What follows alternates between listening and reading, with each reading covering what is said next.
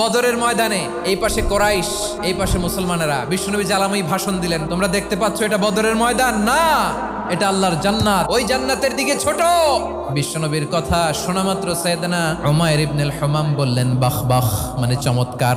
বিশ্বনবী বললেন মা ইয়াহমিলুকা আলা কওলিকা বাখ বাখ ইয়া উমাইর, আমার এই কথা শুনে তুমি কেন বললা বাখ বাখ?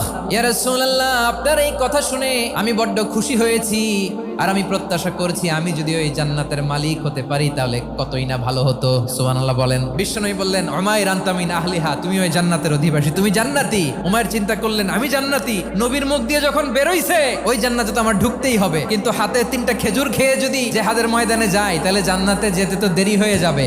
এই চিন্তা আসা মাত্রই খেজুর 3টাকে তিনি ছুঁড়ে মারলেন, তলোয়ার বের করে আল্লাহু আকবার বলে বদরের ময়দানে ঝাঁপিয়ে পড়লেন। আল্লাহর শত্রুদেরকে কচুকাটা করে এক পর্যায়ে শাহাদাতের সুধা পেয়ে নিজেও জান্নাতি হয়ে গেলেন। পড়েন সুবহানাল্লাহ।